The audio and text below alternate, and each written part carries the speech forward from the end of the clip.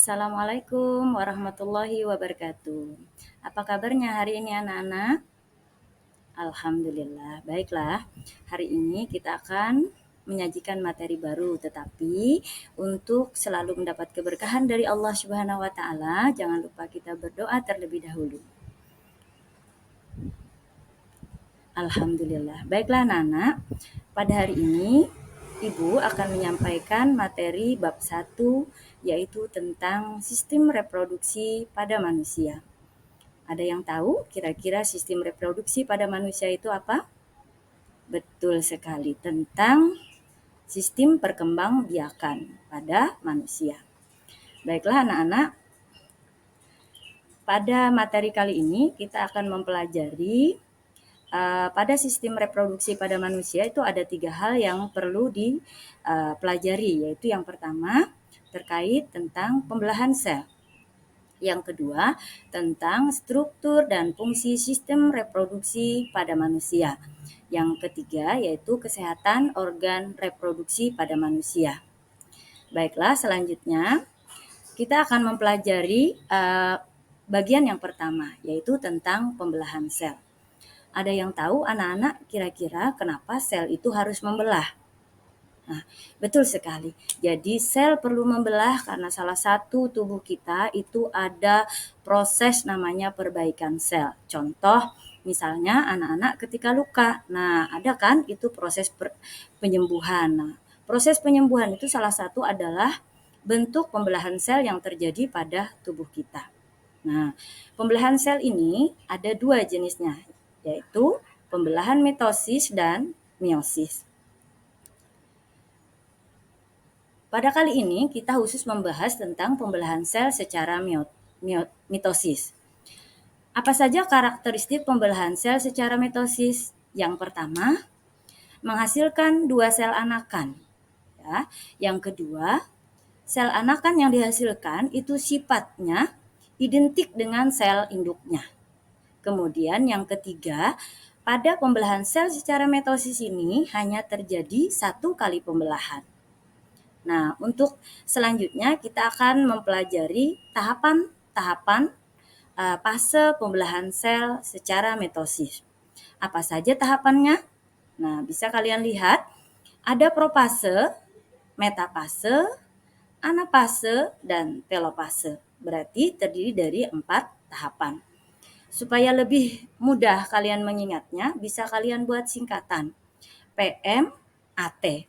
P-nya itu profase, M-nya metafase, kemudian A-nya anafase, T-nya telofase.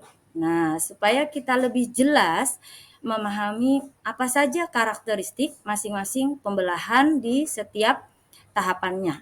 Kita lihat pada tahapan pertama itu adalah fase pembelahan mitosis dengan tahapan pertama yaitu profase.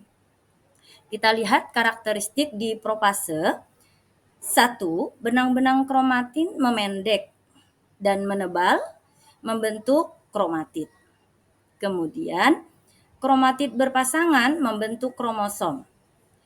Yang ketiga, membran nukleus dan nukleolusnya menghilang. Artinya membran inti dan membran anak intinya mulai menghilang. Yang keempat, pada sel hewan, sentriol yang dalam hal ini fungsi sel yang berperan dalam pembelahan itu mulai memisah menuju kutub yang berlawanan. Yang kelima, benang spindle mulai mengatur diri sedemikian rupa sehingga menyerupai bentuk pancaran atau sering disebut dengan aster. Nah, itu adalah karakteristik pembelahan mitosis tahapan pertama yaitu profase. Kita lihat tahapan berikutnya yaitu tahapan metafase. Apa karakteristik pada tahapan metafase? Yaitu terbentuknya benang spindle kromosom yang terlihat semakin jelas. Kemudian kromosom berada di daerah ekuator sel. Yang ketiga, setiap kromosom masih terdiri atas 2 kromatid yang terkait pada sentromernya. Pada setiap sentromer ada 2 konektor yang masing-masing dikaitkan dengan benang spindle. Nah, itu adalah karakteristik tahapan metafase. Selanjutnya adalah tahapan yang ketiga, yaitu tahapan anafase. Apa yang terjadi pada anafase? Kita lihat. Benang-benang spindle mulai memendek. Jadi sambil kalian perhatikan dengan gambar yang Ibu sajikan. Jadi tag karakteristik itu bisa terlihat langsung pada gambar. Kemudian yang kedua, kromatid menuju kutub yang berlawanan. Terlihat jelas, jadi kromatidnya sudah mulai menuju bidang pembelahan dengan kutub yang berlawanan. Jadi sehingga mulai terjadi sitokinesis. Selanjutnya yang terakhir adalah fase pembelahan mitosis yaitu telopase. Nah, pada telopase ini ada beberapa karakteristik yang perlu kalian pahami. Yang pertama, kromatid itu sudah telah sampai di kutub-kutub yang berlawanan. Yang kedua, kromatid menipis dan memanjang menjadi benang kromatin. Kemudian yang ketiga, kumpulan kromatin membentuk anak inti. Jadi sudah mulai membentuk anak inti. Yang keempat, terbentuk membran nukleus di luar anak inti. Kemudian yang kelima, sitokinesis selesai, terbentuklah 2 sel anakan. Ya, seperti itu ya. Jadi nanti karakteristik tadi di awal Ibu sudah menjelaskan bahwa hasil akhir daripada fase pembelahan mitosis ini akan menghasilkan 2 sel anakan. Seperti itu. Bagaimana anak-anak terkait materi tentang pembelahan sel secara mitosis, apakah ada yang ingin ditanyakan atau sudah dipahami semua? Alhamdulillah kalau begitu. Jadi pada pembelahan mitosis ini itu melalui tahapan-tahapan ya. Jadi sebelum Ibu memberikan kesimpulan terhadap materi pada hari ini, nanti kita akan membuat kesimpulan secara bersama terhadap materi yang sudah Ibu sajikan tadi.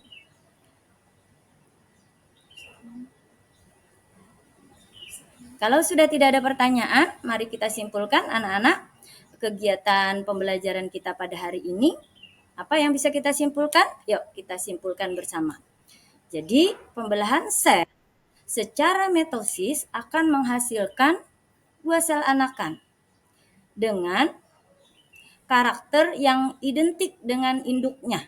Jadi pembelahan sel pada sel mitosis ini umumnya terjadi pada sel tubuh atau sel somatis, sehingga ketika melakukan pembelahan maka dia memiliki karakteristik sama persis atau sering disebut dengan identik dengan induknya.